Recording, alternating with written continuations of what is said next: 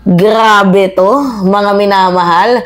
Grabing panggigipit, grabing panghaharas ang ginagawa ng ating SP, ng ating Senate President na walang bayag na si Chis Escudero, na turingang merong heart pero walang puso para sa mamamayang Pilipino. Imagine nyo na naman itong kanyang ginagawang panggigipit at pangiipit dito nga po sa lower chamber na supposedly, alam naman ninyo na co-equal branches yung dalawang yan. Parehas lang sila ng mga function. So sabi dito sa balita, House has to abide by the impeachment court order on VP Sara's case. So sa madaling sabi, hindi or walang option itong House of Representatives kundi tanggapin na lang nila ang article of impeachment na pinapabalik ng Senado, which is alam naman nga po ninyo na nakakuha ito ng 18 votes, aprobado, 'di ba? Itong motion to return na inihain po ni Alan Peter Cayetano. Alam niyo itong si Cayetano, ang galing din sumegway, no? Pero wala po talaga mga minamahal na nakalagay sa konstitusyon na pwedeng ibalik yung article of impeachment dito sa lower house. Dahil pag na-receive na po ng Senado ang article of impeachment, shall forthwith, dapat yung gawin dyan. Ewan ko ba kung hindi nila mag-gets yung word na shall forthwith, or talaga nga namang mayroon talagang manifesto na patayin ang impeachment, or gusto nila itong i-travel na sa 20th Congress. Panalo pa din tayo mga minamahal sa part na hindi na dismiss yung de facto of dismissal ni Bato. Wala nang saysay yun. To be honest, si Bato pa ngayon nakapag-trigger, diba? Kasi sabi ni Bato, kaya kailangan i-dismiss na yung ni Sara impeachment case. Paano nga naman i-dismiss kung hindi pa nasisimulan, wala pang hearing.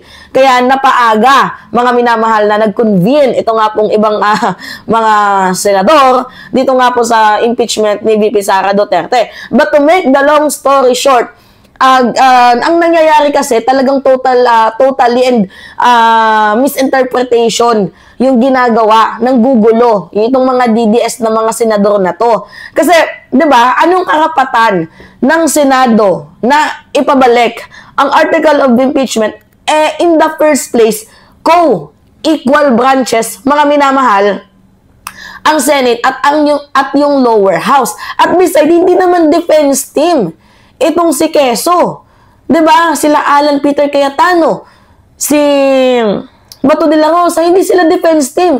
So bakit naghain ng motion to dismiss? 'Di ba? Motion to dismiss itong si Bato, hindi naman siya parte ng defense team ni Vice President Sara Duterte. Siya po ay isang huwes, isang hurado. Also, ganito din po kay Alan Peter Cayetano. Bakit ka naghain ng motion to remand or return na in the first place, isa kang hurado ng impeachment trial ni VP Sara Duterte at hindi kayo, 'di ba, defense team ni VP?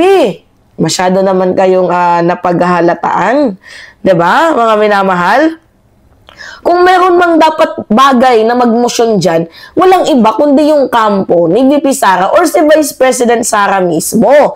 'Di ba? Tapos pag-uusgahan yan ng ating mga huwes. But anyway, mga minamahal, stick to the topic. Sabi dito, the House of Representatives has no option. Yan, binabasa natin yan, mga minamahal. Yung sinabi ni Quezon. Yan o. So sabi dito,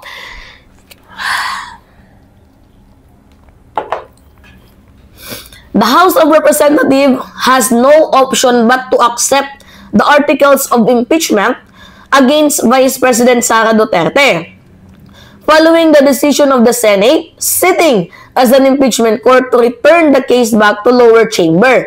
Yan yung sabi ni Chis Escudero. Escudero is presiding officer of the impeachment court, explained that when it comes to impeachment proceeding, the House and Senate are not equal. Ang kapal naman ng muka. Pero kung equal branches kayo, diba, hindi mo ba nagigets yun? Doon pa nga lang sa meaning ng shall forthwith. Pagka-receive ninyo ng article of impeachment, dapat hindi nyo yan pinatay. Pinoseso nyo yan, may 3 araw pa. February 5 hanggang February 8. Diba? Pinatay na ninyo nung February 5 agad-agad. Pinag-antay nyo kami nang humigit kumulang 3 buwan, tapos ngayon, i-dribble na naman ninyo pabalik. dito sa House of Representatives. Saan kayo nakakita ng isang impeachment, mga minamahal, na parang dinidribble na bola? Nagigets ninyo? Kaya nga tingnan nyo itong mga taong to, gumawa ng placard, mga minamahal.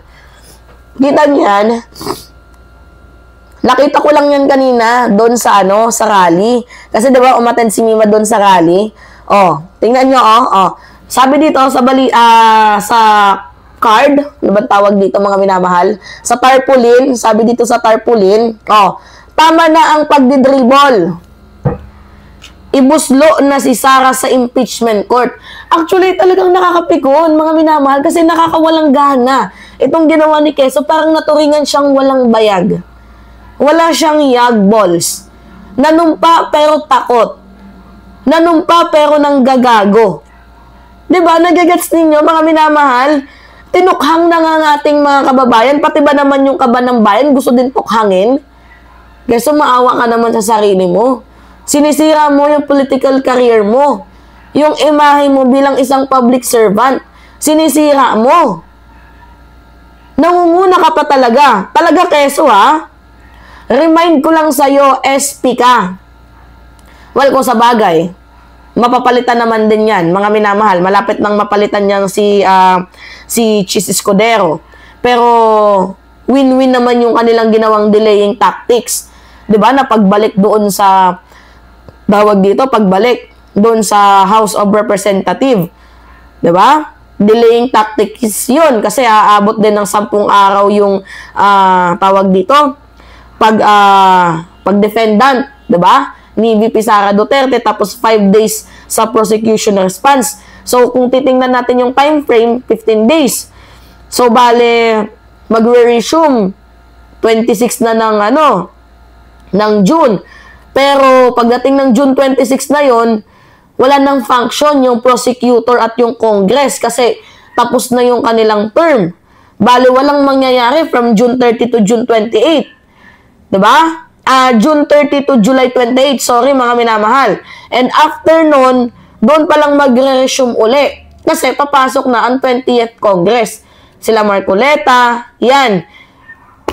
Now, we know kung bakit 11.